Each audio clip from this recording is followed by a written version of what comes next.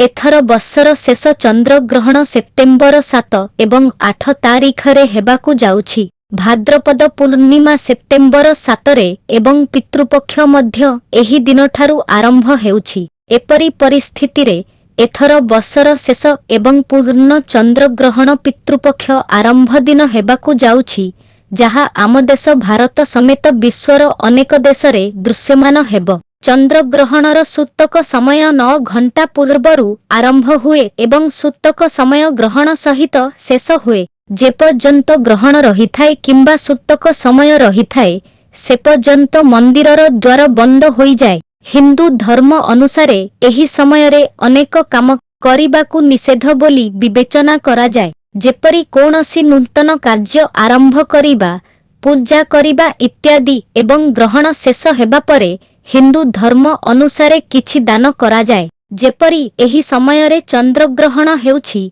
तेणु चंद्रग्रहण परे परदिन चंद्र देवतांक नामरे किछि दान करिबा द्वारा ग्रहणर अशुभ प्रभाव बहु परिमाणरे ह्रास पाए। जदि आमे भारतीय समय विषय कथा हेबा, तेबे एथर चंद्रग्रहण 7 सेप्टेम्बर रविवार भाद्रपद पूर्णिमा दिन राति 9:58 रे आरंभ हेब एवं एहा विलंबित राति 1:26 रे शेष हेब। जदि आमे 7 सेप्टेम्बर रे देखा जाइथिबा ग्रहण विषय कथा हेबा, तेबे एहा संपूर्ण लाल देखाजिब, जाहाकु ब्लड मून मध्य कुहा जाए। सूतक काल 9 घंटा पूर्वरु आरंभ हुए एवं एथर चंद्रग्रहणर सूतक काल 7 सेप्टेम्बर दिन 12:57 रु आरंभ हेब।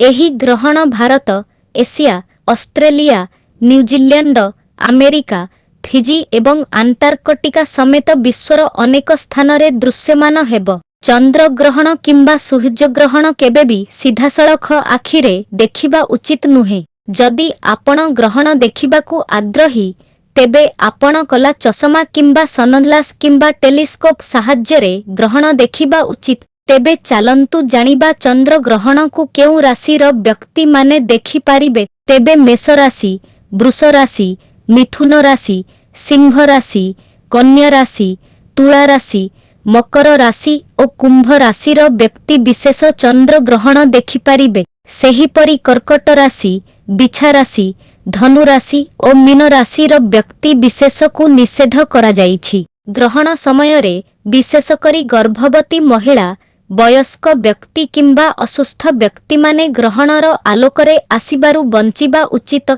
एवं एहा सहित चंद्रग्रहण समय रे रोषेई कार्य मध्य निषेध अटे। वैज्ञानिक दृष्टिकोणरू ग्रहण एक ज्योतिर्विज्ञान घटना, किंतु हिंदू धर्म रे ग्रहण को अशुभ बोली विवेचना करा जाए एवं एपरी परिस्थिति रे एही समय रे गर्भवती महिला माने एही ग्रहण को नहीं चिंतित होई पारंती। तेणु सर्वप्रथमे आपणंकु भयभीत हेबार आवश्यकता नाही। जदि संभव हुए तेबे निजको शांत रखी ग्रहण आरंभ हेबा समयरु ग्रहणर संपूर्ण समय पर्यंत घर भितरे रहिबाकु चेष्टा करंतु एवं घरे झरका एवं द्वाररे परदा लगांतु, जहा द्वारा आपण ग्रहणर आलोककु एडाई पारिबे एवं ग्रहण समाप्त हेबा परे आपणंकु कुहा जाइथिबा अनुसारे परदिन हिंदू धर्म अनुसारे किछि दान करंतु एवं ग्रहण संबंधी शुद्धिकरण कार्य करंतु, जेपरिकी समग्र घरे गंगा जल सिंचन करिबा एवं गंगा जल मिश्रित जलरे स्नान करिबा।